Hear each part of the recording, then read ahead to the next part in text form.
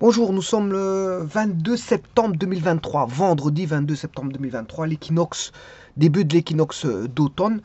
Bon, l'équinoxe d'automne, son début peut-être le 22, voire le 23 septembre, ça dépend des années. Ça dépend des années. Et qui va se terminer bien sûr au solstice d'hiver, qui est le 21-22 décembre, quelque chose comme ça. Voilà, 21-22 décembre. Alors, la météo, bon, on a bien sûr l'automne, c'est une transition entre une période chaude et une période froide. Donc on se retrouve ici en l'entrée de l'automne. Hier, nous avons eu d'innombrables pluies avec un ciel couvert. Ici, il est déjà plus éclairé. On a un peu plus d'éclaircies avec bon, des petits nuages blancs. Mais hier, les nuages étaient plus, on va dire, plus sombres. La journée était beaucoup plus. L'environnement était beaucoup plus sombre que, qu'il ne l'est maintenant. Maintenant, il est beaucoup plus éclairé. Donc, on a eu un changement complètement voilà, de luminosité d'un jour à l'autre, du jour d'hier au jour d'aujourd'hui. Et la météo, bien sûr, elle est bonne. Hein, on a une bonne météo. Maintenant, je ne dis pas qu'il fait. On n'a pas une température estivale. Mais en tout cas, il fait bon. Il fait très bon. Il fait très bon pour un début d'automne. Voilà. Donc ici, je vous présente un problème ici. Le temps de réaction d'un automobiliste, c'est-à-dire la durée qui sépare le moment où il perçoit le signal au niveau visuel. Et donc il faut qu'au niveau visuel, bon, ça arrive au cerveau. Bon, parce que qu'est-ce que c'est que les yeux, ce n'est qu'un instrument optique. Voilà, il faut que voilà, ça va passer par le nerf optique et puis que ça arrive au cerveau. Et le cerveau, au bon endroit du cerveau, pour euh, voilà, convaincre le cerveau qu'il y a voilà, ce qu'on appelle on va dire un obstacle. Parce que si on freine, c'est qu'il y a un obstacle devant. Hein. On ne va pas freiner pour le plaisir, quoi qu'on pourrait freiner pour le plaisir, mais je veux dire, généralement quand on freine, c'est parce que il s'avère qu'il y a un obstacle ou voilà, devant. Un obstacle devant, donc il faut freiner.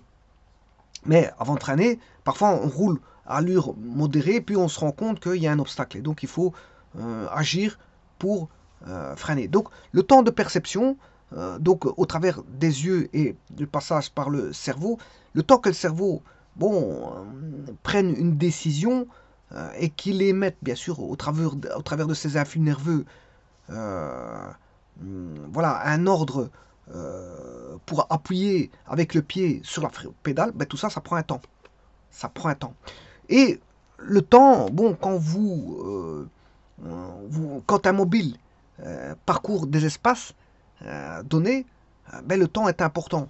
Euh, et si il va très vite, le mobile, ben, un court instant, ça fait une grande distance. Donc, le temps de réaction doit être le plus rapide possible. Alors, il y a des substances, bien sûr, qui sont illicites, qui modifient l'état de perception. Je pense aux drogues, je pense à l'alcool, je pense à beaucoup de choses, aux médicaments, qui font que euh, certaines drogues bon, influent sur les, influent de manière à ralentir le système nerveux. D'autres drogues influent de manière à, on va dire, euh,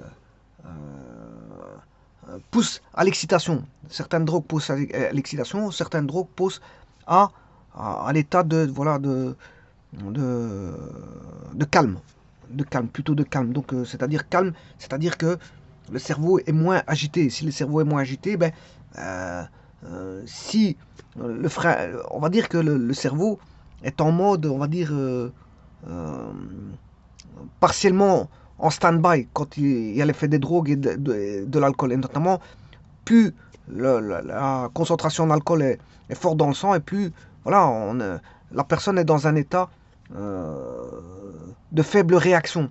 Et s'il est dans un état de faible réaction, s'il faut agir vis-à-vis d'un danger, ben, ce qui va se passer, c'est que ben, elle va réagir pas dans les délais qu'il faut.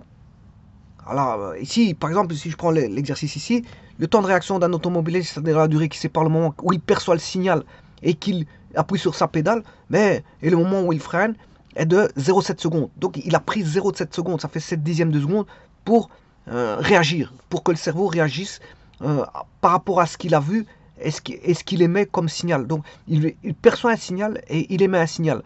Il perçoit un signal de danger, donc c'est-à-dire qu'il y a un obstacle en face, et il émet un signal de communication au pied de devoir appuyer en urgence sur une pédale de frein.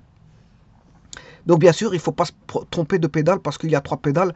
Il y a l'accélérateur, le frein et bien sûr comment on appelle ça, l'embrayage pour le changement de vitesse de la boîte de vitesse. Et donc, il y a 3 pédales. Bon, quand il faut réagir vite, il faut réagir et appuyer sur la bonne pédale de frein. Et parfois, on dira que certains diront qu'il est trop tard. Voilà, il est trop tard. Bon, il y a des conditions, on ne sait pas, échapper à l'accident ou à l'incident. On ne sait pas. Par exemple, si je prends 2 trains qui freinent, si ces 2 trains freinent, s'il y a une grande distance de séparation par rapport à leur à leur distance de freinage respective, par rapport, bien sûr, dépendant de leur vitesse de chacun des trains. Si la distance est suffisamment grande, ben, si les 2 trains viennent en sens opposé, ben, ils ne vont pas se rencontrer. Pourquoi? Parce qu'il y a une marge de manœuvre au niveau de la distance. Donc tout est une question de distance. C'est là, si, bien sûr, de distance et de vitesse. Hein. Vous aurez compris que c'est une histoire de distance et de vitesse. Si les vitesses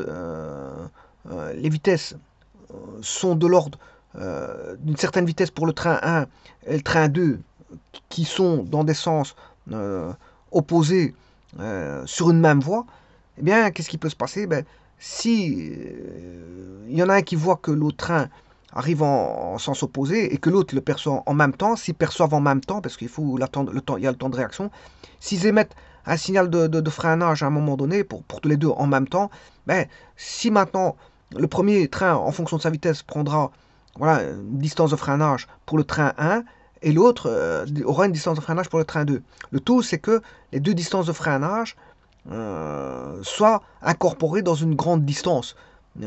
Parce que si les distances de freinage, toutes les deux, vont se chevaucher, si les distances de freinage se chevauchent, c'est qu'il y aura collision. Voilà, si les distances de freinage se chevauchent, on aura une collision. C'est-à-dire que dans ce cas, quand est-ce qu'il y aura chevauchement? C'est quand la distance entre les 2 trains est insuffisante par rapport au calcul des distances de freinage des 2 trains. Et donc là, vous voyez que soit la marche elle est bonne, ou soit la marche elle est mauvaise. Et si la marche est mauvaise, ça inclut l'accident. Ben, ici, pour la voiture, c'est la même chose. Il y a un temps de réaction. Si le temps de réaction est trop long, je veux dire, ça va inclure un accident de facto. Donc, savoir répondre rapidement, c'est bien, mais attention que savoir répondre trop rapidement non plus, ça ne va pas non plus, parce que si vous freinez directement, il y a des voitures derrière, et c'est les voitures derrière qui ne vont pas avoir la réaction. Donc vous allez être embouti par l'arrière. Donc, pour éviter, certains éviteront un emboutissage vers l'avant, mais ils vont se faire emboutir par l'arrière, parce qu'en fait, il a réagi trop vite. Donc, le tout, c'est de devoir réagir, de conduire avec un état de vigilance au maximum de ses possibilités. C'est-à-dire, quand on est fatigué, on se repose sur une aire de repos pour pouvoir repartir si on fait des longs trajets, par exemple. Mais, je veux dire, et ne pas partir endormi avec des réflexes moindres. Donc, tout est une question de réflexe. Avoir trop de réflexes, ça ne va pas non plus, parce qu'il faut faire attention aux voitures de derrière. Et avoir pas assez de réflexes, c'est pas bon non plus, parce que là, on aura un retard de réaction. Et le retard de réaction, il sera, je veux dire, on va dire, tout retard de réaction suite à on va dire, comment est-ce qu'on appelle ça, un danger. Tout retard de réaction face à un danger, mais expose la personne, voire son véhicule, c'est bien à un danger. Donc, quand il y a un danger, le tout, c'est de réagir le plus promptement possible, avec la meilleure des manières possibles. Bon, il y a plusieurs façons de répondre. Mais maintenant, quand il faut répondre vite, on n'a pas beaucoup le temps de réaction. Hein. La réflexion, on ne commence pas à faire un schéma pour commencer à se dire qu'est-ce qui va se passer, parce que comment faire pour échapper à la situation dangereuse, parce que je veux dire, il n'y a pas et même s'il y a 1000 possibilités en faire en face, mais on n'a pas la réflexion pour faire un plan, pour savoir quel est le meilleur chemin à suivre pour pouvoir, éviter l'incident ou l'accident. Il faut répondre de manière réfléchie, mais pas trop longue. Voilà. Donc ça, c'est une question de tact. C'est une question aussi d'expérience. Ceux qui ont l'expérience de la conduite savent bien ce qu'ils doivent faire à certains moments, mais ils peuvent malgré tout, un jour ou l'autre, tomber sur voilà, un cas de figure qu'ils n'ont pas prévu qui n'a jamais été prévu dans l'expérience de conduite, qui fait en sorte que une autre personne vient emboutir le véhicule de la personne qui fait toujours attention. Bon, faire attention, ça ne suffit pas. C'est pour ça d'ailleurs qu'on a créé les assurances, parce que je veux dire, les assurances, bon, c'est pas parce qu'on a une expérience de conduite avec un permis de conduire et qu'on roule toujours en état de vigilance et toujours on respecte le code de la route qu'on n'aura pas d'accident. Les accidents, bon, une voiture peut, qu'est-ce qui peut se passer? Une voiture peut, euh, même quelqu'un qui roule à l'état de vigilance, une autre personne peut foncer sur la personne qui roule à l'état de vigilance. Et alors que l'autre personne à l'état de vigilance, bon, n'a pas beaucoup de, voilà, de possibilités de fuite d'une voiture qui, par exemple, qui viendra à la percuter. On ne peut pas toujours, je veux dire, avoir des solutions de sortie à un fameux danger. Parfois, le danger, ben, même si, je veux dire, la personne perçoit le danger, voit le danger, mais il y a des dangers comme ça que, bon, euh, il est presque impossible, on va dire, tous les dangers ne sont pas forcément possibles de sortir. On ne sort pas forcément de tous les dangers. Il y a des dangers, ben, je veux dire, malgré tout, ils nous prennent, malgré qu'on a pensé à toutes les possibilités, malgré on roule prudemment, malgré qu'on a une voiture, je veux dire, une grosse voiture voilà, qui fait en sorte qu'on est plus en protection. Eh bien, malgré tous les paramètres que vous allez prendre en compte pour vous protéger dans un véhicule, mais je veux dire que même toutes les tables de vigilance, mais tout peut arriver. Tout peut arriver parce qu'on n'est pas à l'abri à 100%, je veux dire, d'un incident, d'un accident.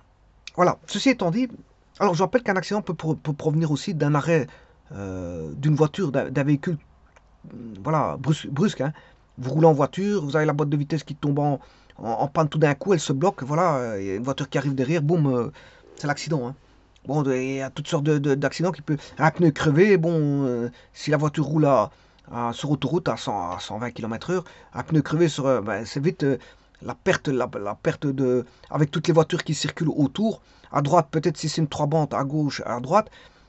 Bon, il suffit de perdre le contrôle de véhicule à cause d'un pneu crevé. Ben, de facto, on va toucher soit une voiture à droite, soit une voiture à gauche, soit un camionnette en face, soit voilà, un camion, etc., etc. Tout peut arriver. Et voilà, on ne sait pas échapper à ce genre voilà, d'accident. Voilà, on ne sait pas échapper. Et voilà, quand on est pris dans une tournure d'accident, bon, on essaie de limiter les dégâts. On essaie de contrôler au maximum. Mais bon, maintenant, quand il y a des véhicules dans les alentours, s'il y en a une qui vous touche et qu'il y en a une qui percute, qui vient voilà, faire un tourbillon et qui vous repercute et qui vous renvoie dans le décor, vous n'êtes pas beaucoup maître voilà, de la commande de votre véhicule quand quelque chose vient vous percuter. Hein. Voilà, là, on essaie de tout faire, mais c'est les lois de la physique. La voiture, c'est comme un autoscooter. Hein. On ne sait pas arrêter quand on fonce sur quelque chose, on ne sait pas arrêter voilà, son effet dû à l'énergie cinétique. Hein. L'énergie cinétique va provoquer voilà, un certain effet qui va faire en sorte qu'on va partir vers la droite, vers la gauche, ou peu importe, ou peut-être monter en l'air aussi, parce qu'il y a des véhicules, quand ils ont des accidents, ils montent en l'air. Hein. Mais là, il n'y a plus de contrôle du tout au niveau du volant. Donc tout ce qu'on peut faire, c'est de prier, de se dire bon, qu'on va s'en sortir avec le moindre bobo, voire indemne, pourquoi pas. Bon, ceci étant dit, donc le temps de réaction, c'est quelque chose de fondamental dans la conduite. Que la conduite de toute... c'est ce qu'on demande beaucoup, on demande dans le code de la route, quand on passe son permis de conduire, on demande toujours d'être vigilant à toutes les réactions qui peuvent survenir. Je veux dire, il faut faire attention à tout. Il faut avoir on va dire une conduite responsable, une conduite qui permet de voir, qui permet de voir, je veux dire un petit peu ce qui pourrait se produire à l'avenir, sans que ça se passe bien sûr, hein, sans que ça se passe, sans que ça pourrait se passer, mais qu'il y aurait une probabilité voilà, d'une voiture par exemple qui coupe un carrefour, que vous êtes prioritaire, ça peut arriver, donc il faut arriver au carrefour, il faut ralentir. Parce qu'il y a toujours des personnes qui pourraient passer un carrefour, voir un feu rouge. Il y a des personnes qui passent le feu rouge Hein, bon, parce que je vous dis, tout le monde n'est pas... Une voiture est pressée, bah, il passe le feu rouge parce qu'il essaie de passer à l'orange et ça passe au rouge, il passe au rouge. Voire il y a des personnes qui ont, voilà, pris des substances, etc., qui font en sorte que leur état de vigilance n'est plus tellement ce qu'il faut et il passe au rouge. Donc en fait, vous pouvez être une victime, voilà, d'une personne qui viendrait, on va dire, faire en sorte de passer au rouge. Alors, ici, j'en ai assez dit pour les états de vigilance, les conduites. Tout ce que je peux vous dire, c'est que il y a un temps de réaction. Et bon, 0,7 secondes, est-ce que c'est suffisant? Ben, ça dépend de la vitesse. Ça dépend de la vitesse. Alors, calculez la distance couverte avant l'arrêt de la voiture si le conducteur a perçu le signal d'arrêt lorsqu'il roule à 36 km/h et puis à 70. Donc, vous voyez que ici, 36 km/h, ben, c'est plus faible. Il roule à une vitesse beaucoup plus faible que la seconde. 36 km/h, j'ai oublié un H que je vais mettre tout de suite. Ça va jouer sur le temps de perception, hein, la vitesse. Enfin, les 0,7, le temps va jouer, si vous voulez, lentement par rapport à la vitesse plus rapide.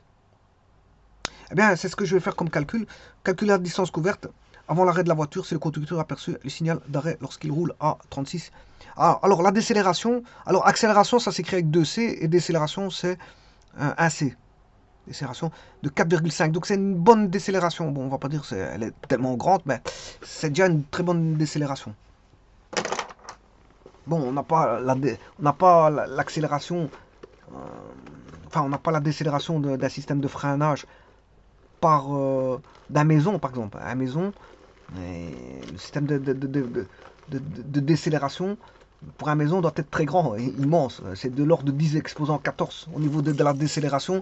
C'est-à-dire qu'il faut ramener une accélération inverse au mouvement d'une maison. Voilà. Là, ben là ici, on n'a que 4,5. C'est pas une maison, c'est une voiture, c'est un véhicule. Déjà, la charge est beaucoup plus grande qu'une maison. Une maison, ça pèse rien du tout à maison. Hein. Voilà, je pense que voilà, quand je parle maison, c'est bon, un élément composite de quarks et d'antiquarks. Voilà, quand je parle de maison, c'est ceci. Hein. Donc là, la faible, voilà, euh, la, on va dire, le, la masse d'un véhicule n'est pas celui d'une maison. On va dire ça comme ça. Maison, c'est une particule composée d'antiquarks et de quarks, d'un nombre pair de quarks et d'antiquarks. Voilà, et donc, une voiture, c'est pas. C'est une grosse masse. Hein. Une voiture, c'est une grosse masse.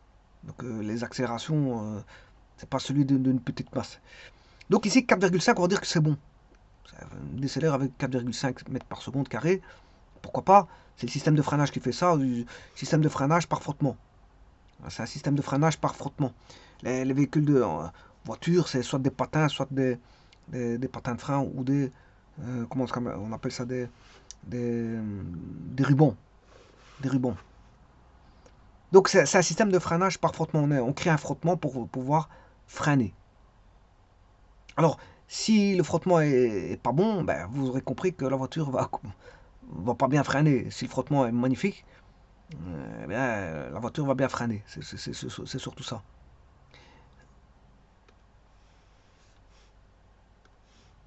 Alors bien sûr, en frottement, il y aura un glissement sur la route. Hein. Les pneus vont, puisqu'on bloque les roues, il y a plus de il y a un frottement qui va, on n'a plus de roulement.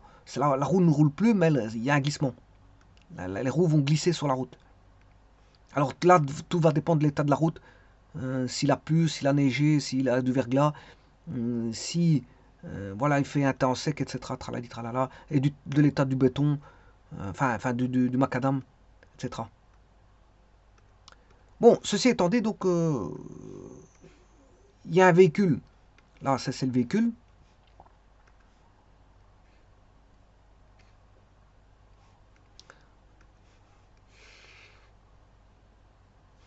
Alors, il faut deux états parce que il y a l'état 1 avec une vitesse de 36 km/h.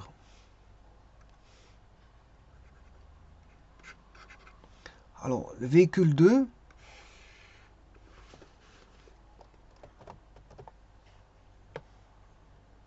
C'est toujours le même, l'état 2 du même véhicule, hein, c'est le même véhicule, même chauffeur, tralali, tralala, toujours même temps de réaction pour les deux états.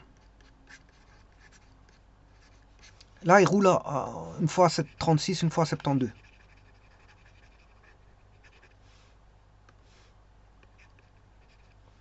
Bon, là, il perçoit le danger, au même endroit là. Là, c'est la perception de l'obstacle. Alors, quand on roule avec une conduite, ce qu'on appelle une conduite défensive. Hein. Quand je vous dis qu'il faut percevoir le danger euh, à l'avance, c'est on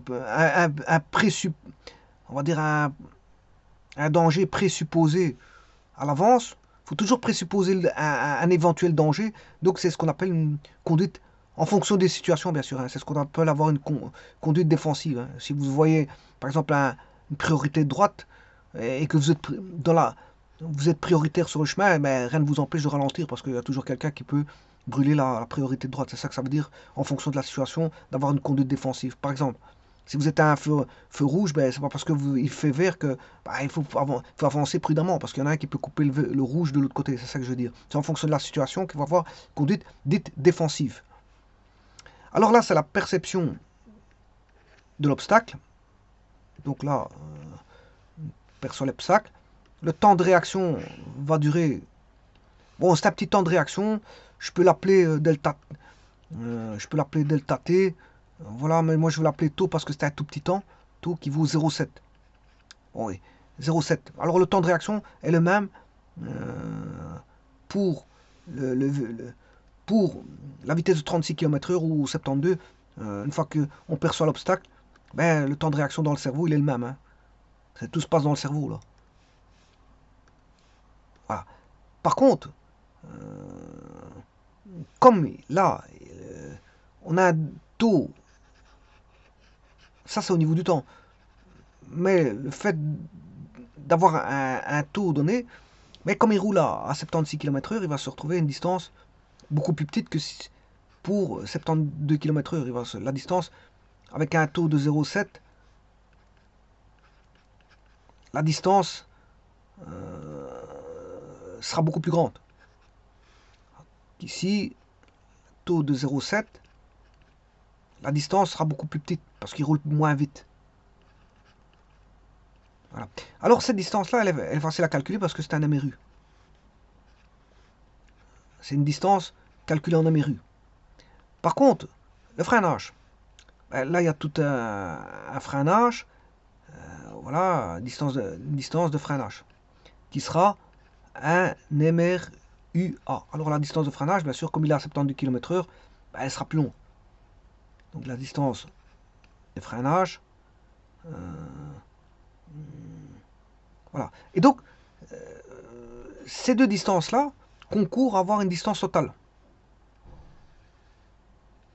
Là, ça c'est distance totale, et l'autre c'est distance totale.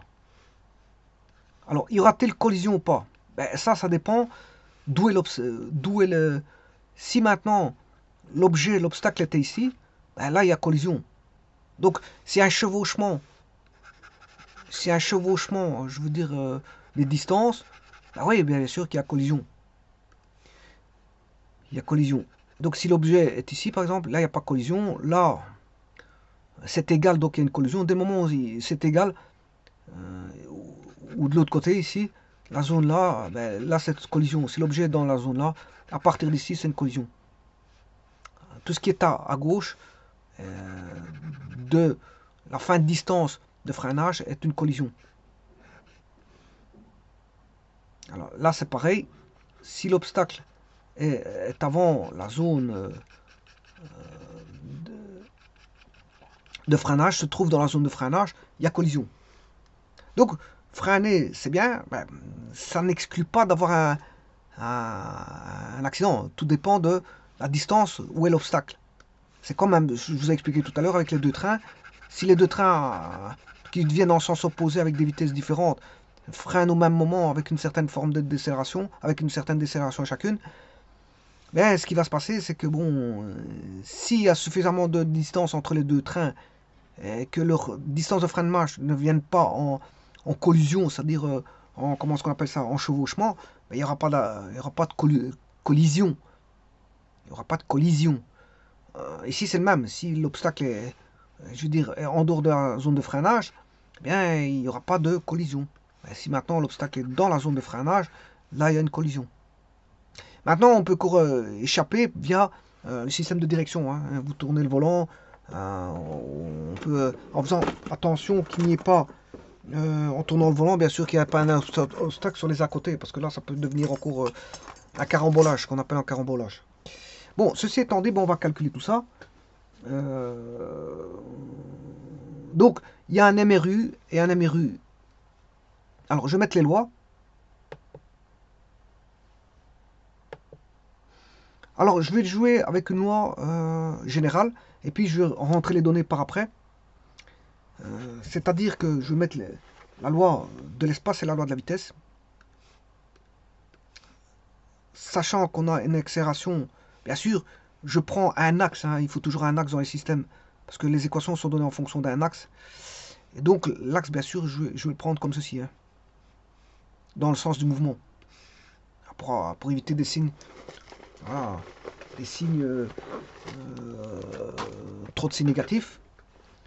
Je prends le 0 ici, 0, le X. Alors, on a à faire une décélération qui est contraire à la... C'est que le signe A est négatif parce qu'il est contraire à l'axe. La vitesse V0, elle est positive parce qu'elle va dans le même sens que l'axe. Voilà. La vitesse ici aussi, V, elle est positive. Donc, il n'y a que l'accélération qui est négative ici. Voilà, il n'y a que l'accélération qui est négative. Eh bien, comme on a un MRU, donc je vais écrire la loi, l'accélération, elle est constante, c'est une décélération qui est négative. La loi de l'espace, voyons d'abord l'espace, parce qu'on donne d'abord l'espace. L'espace en fonction du temps, que je vais appeler x.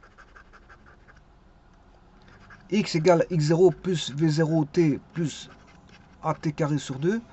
La vitesse v égale v0 plus at. Voilà les lois que je vais utiliser, puisque il s'agit, ça c'est pour le MRUA, et pour le MRU, puisqu'on a d'abord une loi en MRU, x égale x0 plus v fois t, la vitesse étant constante et l'accélération elle est nulle, puisque ça c'est le MRU. C'est, bon, quand il roule en MRU et qu'il a un temps de réaction taux. Voilà, il a un temps de réaction de taux.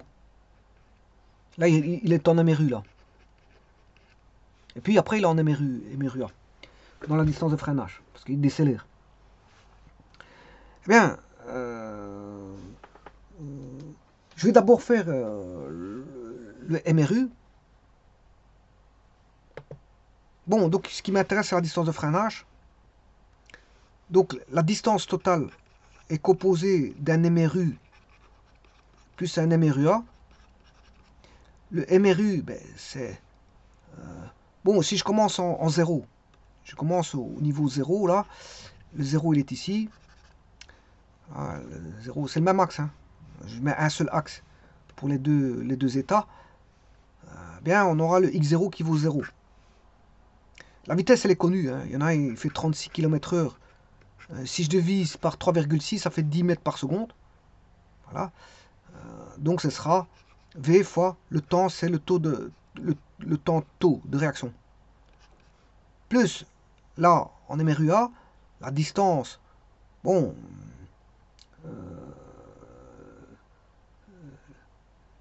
le x0, ouais, attention que ici, le x0, ce sera, ici, le x0, ce sera ce x-là. Donc on va commencer en v taux. On commence, le x0 il vaut v taux. Voilà, il commence en v taux. Parce qu'ici il a parcouru une distance v taux. Puis après vient la loi du MRUD. Ouais, attention que c'est MRUD, pas MRUA. C'est un MRUD, je m'excuse. Parce que il est décéléré, il n'est pas accéléré. C'est un MRUD. Voilà, donc ici, je me suis trompé. MRUA, quand je dis MRUA, c'est MRUD. C'est vrai, c'est un MRUA avec un négatif. Hein. Bon, on va dire MRUD. Je m'excuse. Ici, je me suis trompé, c'était un MRUD, pas un MRUA, parce qu'il décélère, il ne l'accélère pas. MRUA, c'est quand il accélère. C'est uniformément accéléré, MRUA. Et MRUD, c'est mouvement rectiligne uniformément décéléré. Bon, en MRUD, comment va être la loi? Donc le X0, il est connu. Le V0, la vitesse initiale, ben, il est toujours soit à 36 km/h, ce qui fait divisé par 3,6, c'est 10 mètres par seconde, ou à 72 km/h, ce qui fait x2, parce que là on a le double, 20 mètres par seconde. Et là il a 10 mètres par seconde, et l'autre 20 mètres par seconde. Bon, je vais toujours l'appeler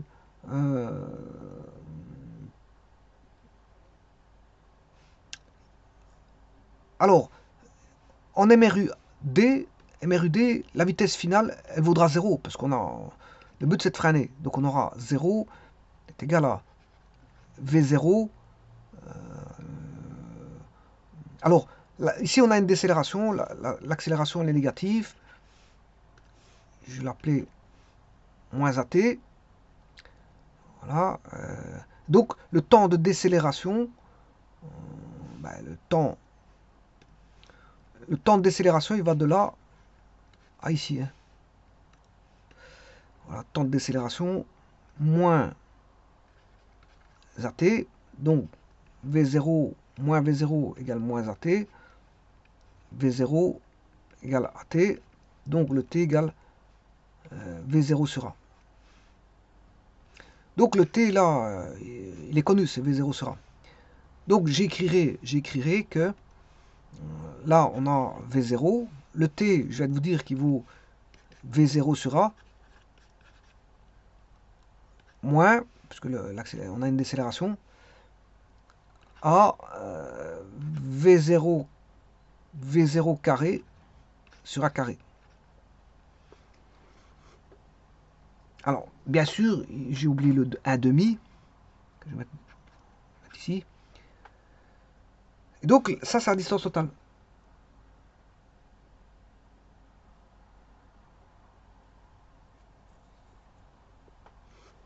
Alors, que vaut ceci?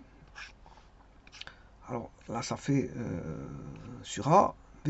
Là, on a V0 carré.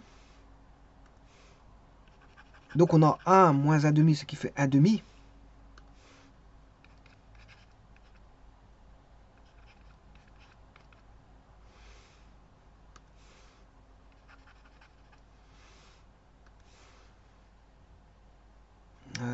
Attention qu'ici, il ne faut pas. Ouais, 1,5. V0. Ouais, je me suis trompé. J'ai fait l'inverse. V0 carré sur A. Fois 1,5.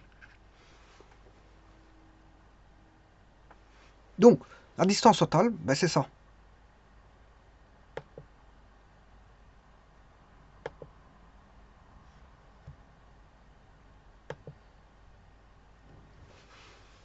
Donc, la distance totale, je m'excuse, la distance totale de freinage, c'est le V0 fois taux, plus 1,5 V0 carré sur A. Et ça, c'est la distance totale de freinage, qui inclut le temps de réaction et il contient le temps de réaction et, comment on appelle ça, le freinage en lui-même. Le freinage à proprement dit ou à proprement parler. Eh bien, maintenant, il suffit d'aller chercher les données.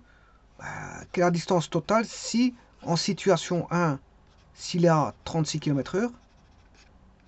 Et en situation 2, s'il est à 72 km/h. Bien, on a dit que c'était 10 mètres par seconde fois 0,7. 20 mètres par seconde fois 0,7. Déjà ici, on a un dédoublement de la distance déjà à ce niveau-ci. Un demi. Alors là, on a une quantité qui est dépendante du carré de la vitesse. Attention, c'est dépendant du carré de la vitesse. Alors la décélération c'est 4,5. Bon, jusque-là, tout est le même. Mais ce qui va changer, c'est la vitesse. Mais pire que ça, c'est le carré de la vitesse. Donc ce qui est à dire, ici on a 10 au carré, mais là on a 20 au carré. Voilà. Donc ici on aura 10 au carré. Alors 10 fois 0,7, 70. 20 fois 0,7, 140, plus une quantité qui vaudra, bon que je vais calculer la machine, 100 divisé par 2 ça fait 50, 50 divisé par 4,5, parce que 10 au carré ça fait 100, 100 divisé par 2 ça fait 50, 50 divisé par 4,5, 11,11. Il y a tout des 1 derrière, bon je prends 2 décimales, 11,11 mètres. Voilà. Donc là on a déjà un dédoublement de la vitesse, de l'espace. Là, on a 11, mais l'autre, il est à 400. Hein. De 10 au carré, je passe à 400. 400, bien sûr, divisé par 2. 200, divisé par 4,5. 44, 4, 4, 4, 4.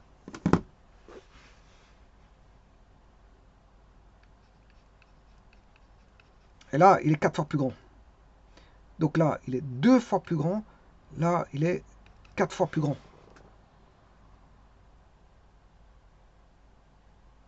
Donc la composante de... Là, le temps de réaction, on va émettre voilà, une distance 2 fois plus longue par rapport à la vitesse initiale. Par contre, la distance de freinage va émettre une distance 4 fois plus longue. 4 fois plus longue. Puisque c'est de l'ordre du carré de la vitesse. Alors 4,5 divisé par 2 fois 4,5, j'aurais pu faire 9.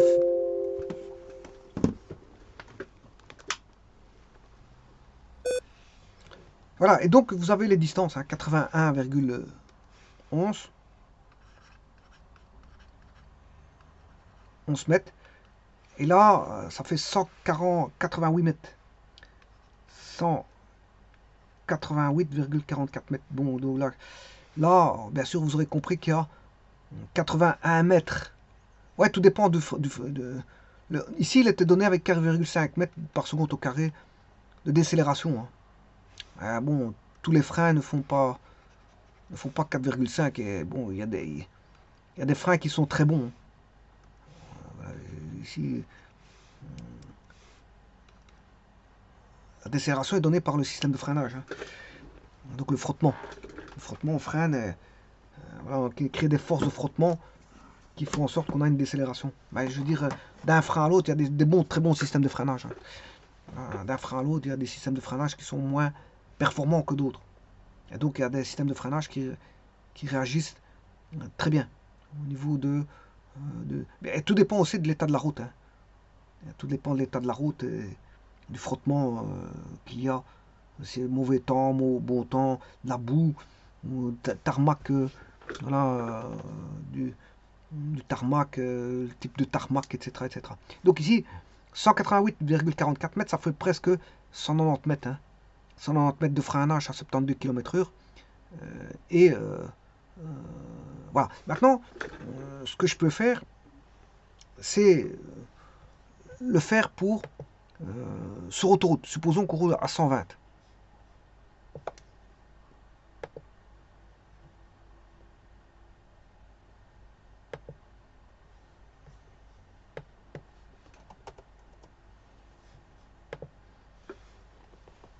Alors je peux le faire par GeoGebra aussi.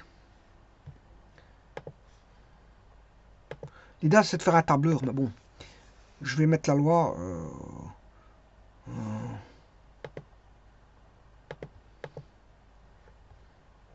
Je vais aller de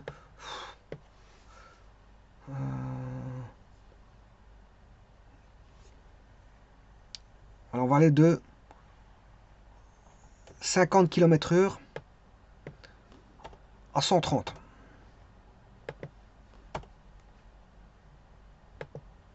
Bien sûr, cette vitesse-là, je vais la diviser par 3,6, histoire d'avoir en mètres par seconde. Voilà, je la mets en mètres par seconde. Je vais mettre une durée de réaction.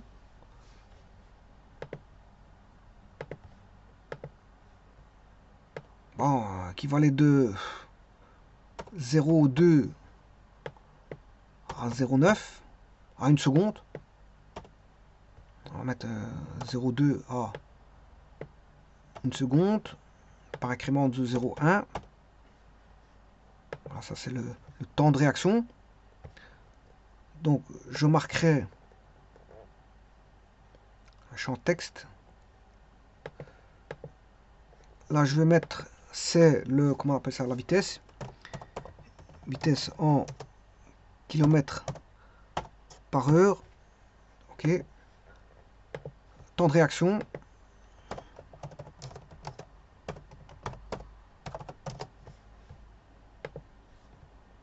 Voilà, on a le temps de réaction, la vitesse. Maintenant, je vais mettre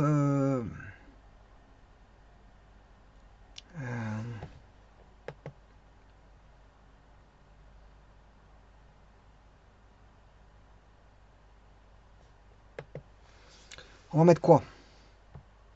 Ben, on va mettre déjà la distance.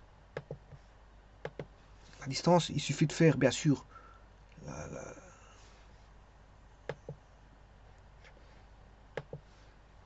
alors la distance, la vitesse qui est B en mètres par seconde fois le temps de réaction qui est C. Voilà, et ça, on a en MRU ce qui se passe.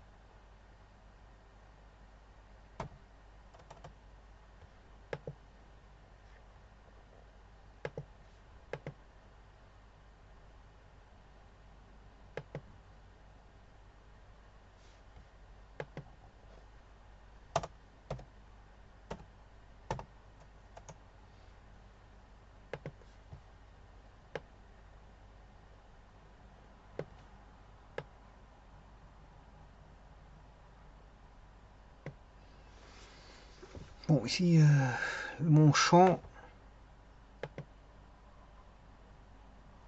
des fois B.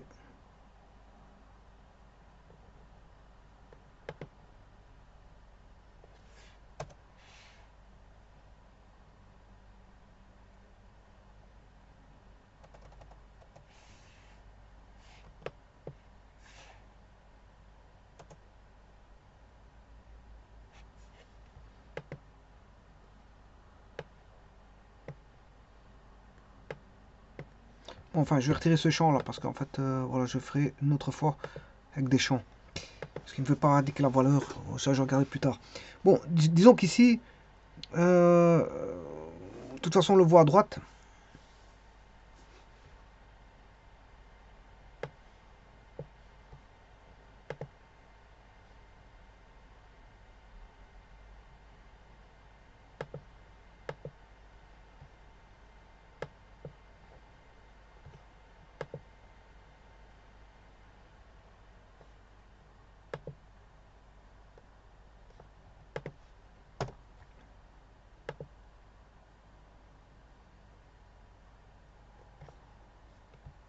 Bon, il ne veut pas mettre la valeur en MRU. Enfin bref. Ici, je vais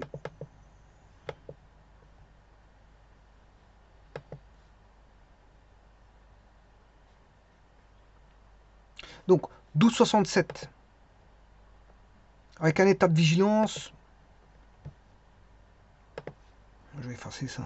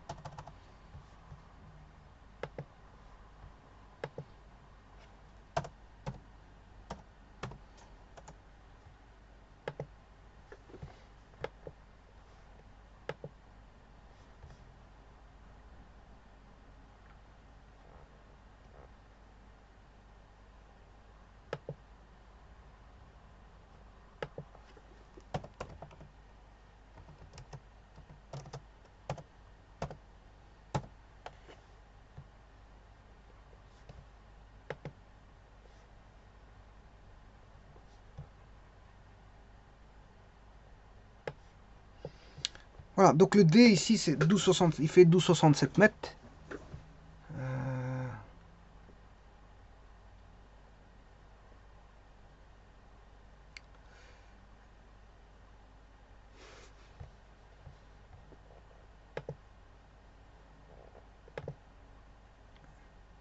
Bon, ici je refais un calcul pour le MRU.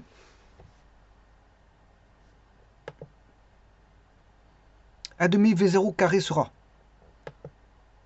Pour les MRUD, un demi V0 carré sera. Un demi, alors fois la vitesse initiale, c'est B en mètres par seconde. Alors bien sûr au carré, tout sur l'accélération qui n'est pas donnée ici. Je vais la mettre dans un petit instant. Je vais remettre un curseur d'accélération qui va aller de 1 à 5 ou 1 à 7. Et donc là, je peux diviser par l'accélération F. Voilà. Et bien, maintenant, je vais remettre un champ qui va considérer la vitesse en MRUD. L'objet lié, je vais mettre le E.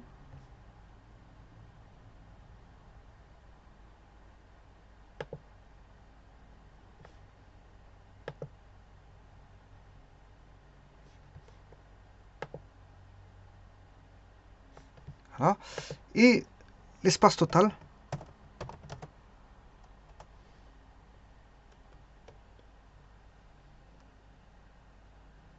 Bon, il y a un caractère que je ne trouve pas. Ah, c'est pas celui-là. Mon clavier. Ouais, je vais mettre à tirer. Maintenant, il va considérer que c'est un moins. Je vais l'appeler l'espace total tout court.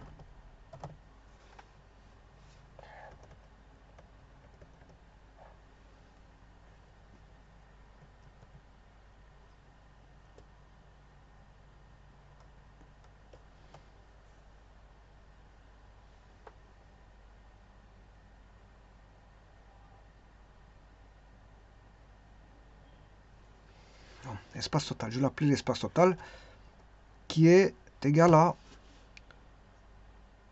E plus D.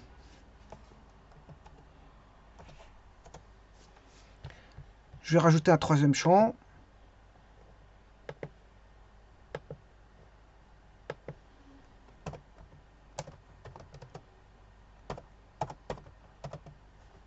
L'objet lié, je vais mettre l'espace total.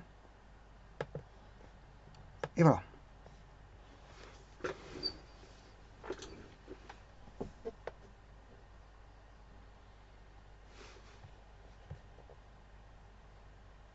Bon, maintenant je prends 32 km, 36 km/h. 58. Ouais, j'aurais dû descendre un peu plus bas. Moi, je vais reconfigurer ça.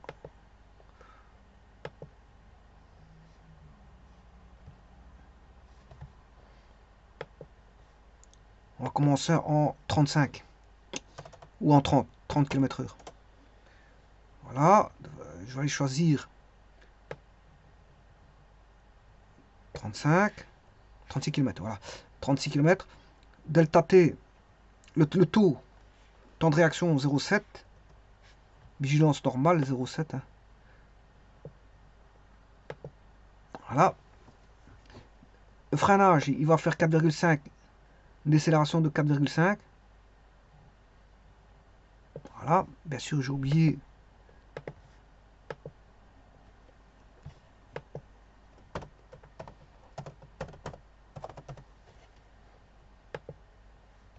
Voilà. Et donc là, on se retrouve avec 7,19 pour la vitesse en MRU, 7,19. 7,19.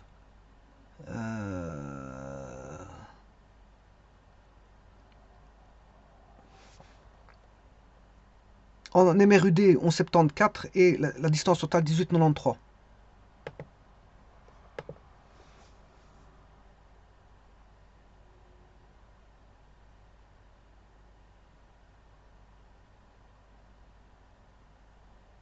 Bon, et c'est pas ce que j'ai ici pour 36 km/h.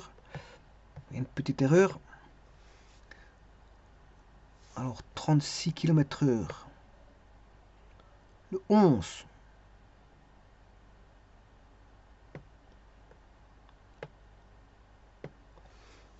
Temps de réaction.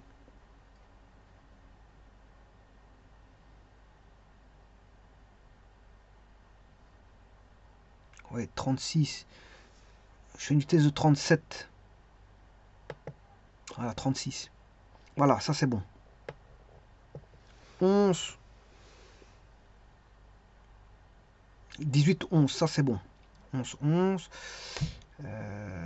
Par contre, la distance de 7. 7, 11, 11, 18, 11.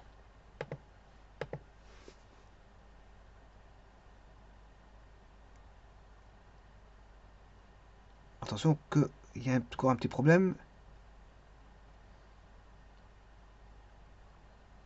10 mètres par 36 divisé par km/h divisé par 3,6. Fait bien 10, 10, ça fait 7. Oui, si je me suis trompé, ça fait 7.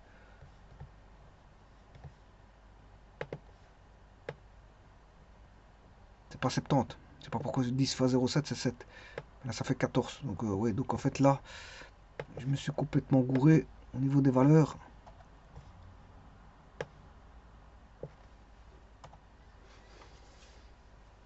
Donc ça qui fait 18. 18, 11 mètres et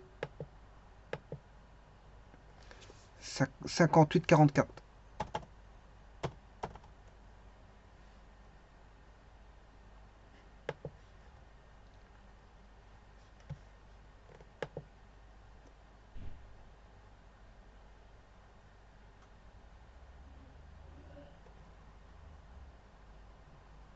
Donc, pour le premier, c'est bien 18, 11. 18, 11, ça c'est bon. Maintenant, je vais rechercher 72 km/h.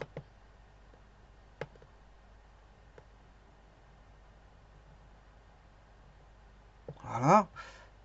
58, c'est bien 58, 44, c'est bon. Voilà, 58, 44. Bon, et alors, bon, ça c'est un état de vigilance de... Enfin, avec un état de vigilance qui donne un temps de réaction de 0,7. Taux de 0,7. Maintenant, ici, je peux augmenter le temps de vigilance. Enfin, diminuer le temps de réaction, c'est augmenter le taux de vigilance. Donc ici, si je suis à 0,5, vous voyez bien qu'à 72 km/h, avec un taux de vigilance de 84, je passe à 54, 44. Alors, si je prends 0,4, toujours à 72 km/h, voilà, de 0,4 avec un état de vigilance très, très, très grand, c'est-à-dire un temps de réponse très rapide, voilà, ça fait 52,44. Maintenant, si on a un bon système de freinage, là, je diminue encore la distance. Donc, pour diminuer la distance, il faut un bon système de freinage. et un temps de vigilance très rapide. Et là, on dit, mais le fait d'avoir un bon système de freinage et d'un temps de vigilance très rapide, comme je vous ai dit au départ, ne va pas influencer sur la collision. Si l'obstacle est très rapproché, c'est trop tard. Hein. Si l'obstacle est très rapproché, c'est-à-dire que on aura un chevauchement de la zone de freinage par rapport à la distance où se trouve l'obstacle. La zone de freinage fait collision avec la zone avec l'obstacle. Eh bien, là, on est sans, on ne sera pas y échapper à la collision. Comme je l'ai dit, il reste encore le volant pour éviter à droite à gauche, mais encore, si on ne se trouve pas dans le décor à droite ou à gauche, ou si on ne fait pas une collision avec une voiture céleste à côté, et ce serait beaucoup plus grave si on serait en route nationale avec une voiture qui viendrait en sens inverse. Parce que là, c'est ce qu'on appelle un choc frontal qui est, voilà, les chocs frontaux sont les plus terribles. Et plus s'il y a une voiture qui arrive très vite en face, le choc frontal sera d'autant plus important que si on a une camionnette, une voiture, si l'énergie cinétique d'un autre véhicule est beaucoup plus grande, c'est-à-dire soit une masse importante ou une vitesse importante ou une masse importante et une vitesse importante. Donc voilà, l'énergie cinétique, plus elle est importante voilà, je veux dire, comment est-ce qu'on appelle ça, en opposition, plus le choc va être violent. Maintenant, si on a un obstacle qui a un mur en béton, là, je vous prie de me croire que c'est l'écrasement total sur le mur en béton. Maintenant, un mur de briques, il peut encore se casser, mais ça va faire des dégâts. Mais le mur en béton, je crois que le véhicule, il est complètement, je veux dire, aplati. Hein. Ça dépend de la vitesse. Mais la voiture sur un mur en béton n'a aucune chance. Voilà. Maintenant, sur un arbre aussi, sur l'arbre, elle peut rebondir. Tout dépend comment va être la collision sur l'arbre, l'accident sur l'arbre, mais les arbres tuent aussi. Hein. Parce que l'arbre, il ne bougera pas. Hein. L'arbre, il sera toujours là après une collision. Maintenant, tout dépend. Si la voiture permet de rouler sur l'arbre et de faire voilà, de pivoter, de pouvoir pivoter. L'idéal, c'est de pivoter, mais encore, faut-il ne pas être écrasé par le sol. Mais maintenant, un choc frontal, en pleine face que ce soit d'un mur ou d'un poteau ou d'un, comment on appelle ça, d'un arbre, d'un objet, hein, le choc en face qui ne permet pas, voilà, qui ne permet pas voilà, de partir sur les à côté, retrouver une aisance de liberté. Maintenant, encore faut-il voir si la voiture va pas faire des tonneaux, parce que là, dans les tonneaux, certaines personnes sont tuées dans les tonneaux. Pendant les tonneaux, certaines survivent à un choc, mais après, c'est les tonneaux qui font que la personne va décéder. Parce qu'elle va recevoir un choc dans la tête dans les tonneaux qui vont suivre. Un ou plusieurs chocs à la tête voilà, dans les tonneaux qui sont. Donc vous voyez que pour améliorer le tout, c'est de savoir si l'obstacle, il y aura un chevauchement entre l'obstacle et la distance de freinage.